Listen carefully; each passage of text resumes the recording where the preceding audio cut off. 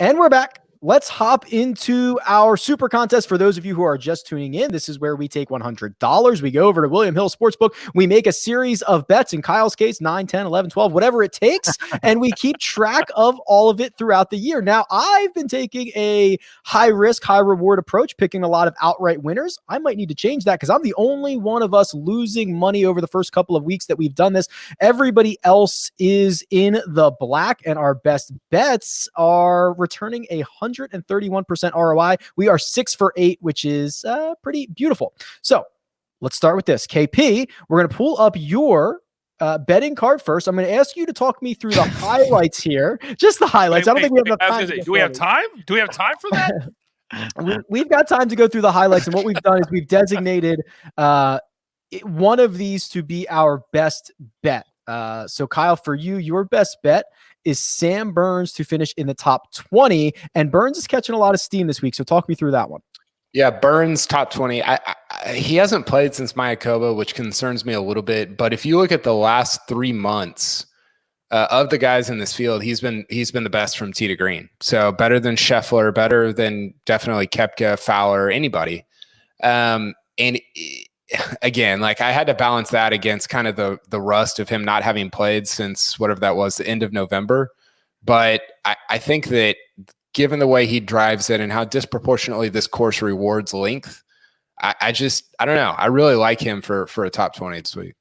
You've got a couple other top 20 bets here. Adam Schenk, Cameron Champ, Andrew Landry, Abraham Mance. You actually have a lot of top 20 bets here. This is a strategy that I like as well. And there's a name that you have here, Kramer Hickok, also a name that's going to make my list. And I think I like what you've done here with your top 10s and your top 20s.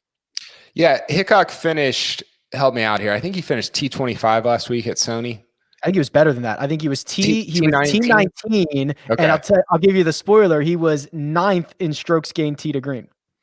So yeah, he hit the ball great last week. Which wasn't he Jordan Spieth's roommate for a while?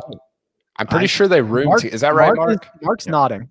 I wish we could get a bet on who will win next. Who will win first, Kramer Hickok or Jordan Spieth? Wow, that's a shame. Abandoning finally, Rick. Is he abandoning SS? Oh no. I'll be the last one on the SS Spieth. But yeah, I love the way he hit the ball last week, and I think at what is it, plus 800? Yeah, plus 800, top 20. I think that's decent number. I love that. And then the only outright that you have is Scotty Sheffler at 16-1. So I don't know if I'm going to spoil your pick to win later, but it seems like Scheffler's your guy.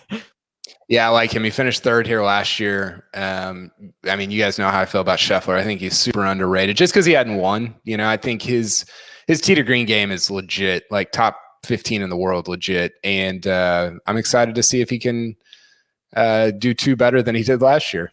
There you go. Okay, we're going to queue up my betting card next while producer Jacob does that. Remember, so we will release our expert pick. So that's your sleeper, your top 10, and your pick to win, which we just heard Kyle's pick to win. That comes out via social media. So make sure to follow us on Twitter and Instagram to make sure you get that cheat sheet in your hand so you can see our picks for the week. And we'll go over to my betting card. And I've opted to remove a little bit of the variance. And I've got 3 head-to-head matchups, which is something I have not done through the first 2 weeks. So I'm relying a bit on head-to-heads. And my best bet is Paul Casey over Cameron Champ. And the thing that I've been talking a lot about, Mark, and this is something I want to pick your brain about, is these guys coming off a long layoff. I just kind of assume and reset everybody back to their baseline, back to their long-term form. These guys have been able to get enough practice time in. I expect Paul Casey to come out and be the Paul Casey that we know and love. Hit his irons well, hit his driver well, and try to be a zero putter. Well, Paul Casey's the kind of guy who's going to play well at any place you take him to, just by the way he strikes it. And just the golf swing to me is easily repeatable. And it's the kind of swing that's going to rest well because there's not a whole lot of stuff going on. So during off time, he's played in similar sort of conditions out there in Phoenix where he lives. Not sure if he was back home in the United Kingdom for a while, but given COVID, I don't think he might have been able to travel over there. So practicing in similar conditions. This week, as we mentioned on a previous podcast, it's like playing golf in a dome. So it's as similar to practice as you ever going to see. And it's not like the course is going to change personality that much between the morning and the afternoon. The only difference you start to see at this place is the changes in temperature. So the ball just flies farther in the afternoon. But that's no real big deal for these guys to take into account and to make accommodations for. So this is the kind of place for a place like a Molinari or a Casey or someone who hasn't played a bunch to sort of hit the ground running, because no real rough is there, well, except for on the stadium course where there's rocks and penalty areas and such. But on the Nicholas course, if you miss fairways, it's either a fairway bank or a dormant Bermuda. So you can get after it. If you're hitting the ball solidly and you're making some putts, I mean, even though you hadn't played for a while, you can go ahead and get a bit busy. I'm glad you mentioned Molinari. He also made my betting card. I'm willing to forgive and forget his 2020 season. And Coach, I want to bring you in on this because I took a little bit of a different strategy and I want to get your thoughts on it. I've got 3 head-to-head matchups. I've got 2 top 20s, and then I've just sprinkled a little bit on my outrights. I'm trying to play a little catch up. I saw what you did with your 3 for 3 on head-to-head matchups last week. Yeah, whenever I tell my followers and fans that bet with the picks that I give out, I say if you really want to make money, then you do tournament matchups because everything else is too volatile. Prop bets, you can be sitting pretty for 3 rounds, and you pick a top 20, and like Kyle or you guys could be great, but then they have a bad Sunday and you fall out. So I'm not a big fan of betting props. I love tournament matchups, and I think in a long season like competition that we're doing, I think the person that's going to be the most successful is the one that's going to do the most tournament matchups because that's just the easiest one to win of all the different bets that you can make. Once I win one of these 500-1 long shots, I'm just gonna coast. I'm just gonna coast the rest of the year. Mark, let's bring up Mark's betting card here. He has one of my favorite things, which is a group matchup. He went with Lanto Griffin over Ricky Fowler, Siwoo Kim, Paul Casey, Sam Burns, and Taylor Gooch, and he's got one of his patented nationality bets, Mark, for his best bet. Who do you got? Yeah, I do. I'll be honest with you. I borrowed a leaf out of Coach's book when I saw the card come through, and he had picked Sepp Straka, and I was like, this makes a lot of sense. And I had actually seen Sepp's play late December over in Shoal Creek in Birmingham. And I caught up with him a little bit, and he was just hitting the ball beautifully. He seemed really relaxed, seemed confident and sort of comfortable with who he was on the PGA Tour now. He wasn't a guy who's struggling to keep a card anymore. He was Sepp Straka. I've been in contention some. I know my game. I know how I feel under pressure. And man, he didn't miss a yardage when I was watching him play. He was right behind us. So top Euro at plus 600. I think that's a pretty comfortable bet there. And 20 to win 120. The last few bets I've just bet $20 to go 5 times. So I like Sepp this week. You know me, I'm always in for playoffs, and this event has attention to finishing in the playoff, and I missed that by 1 last week, so I've got to go there. And then Lanto in that group. I don't care who's in that group. The way the guy's been playing, someone's got to give him some love. Mm-hmm. And at plus 550, I was like, this is a no-brainer. Now, hopefully it works out, but I think Lanto Griffin in that group at those odds is honestly a really stout number. Yeah, and you round this out with an Abe Answer and Tony Finau top 20. Mark, we could have removed the names from this, and I could have bet this was yours because you stay on brand, and I love it. You've got a nationality, you've got an event ending in a playoff, and you've got a group winner. This is definitely your card. The reason being is I don't know how to navigate this William Hill website as good as you guys. I said, find these other cool bets. I mean, if I've come up with something, you're the guy who has to try and find it for me. So I just go there sort of where I know. I think as the season progresses, I'll get a bit better. Mark's betting card is just a Mad Lib. He just fills in different names every week. While we pull up Coach's card here, I did want to circle back because, Kyle, you actually have an Abu Dhabi bet on here. You have a Justin Thomas 3-ball over Matthew Fitzpatrick and Martin Keimer, which to me looks very close to it's minus 105. It's right in front of my face. That seems pretty reasonable for the number 3 player in the world. Yeah, I mean, JT almost won Hawaii. I mean, he's just way better than Martin Keimer and Matthew Fitzpatrick. Better get past Matthew Fitzpatrick in the desert. I'm just saying. Yeah.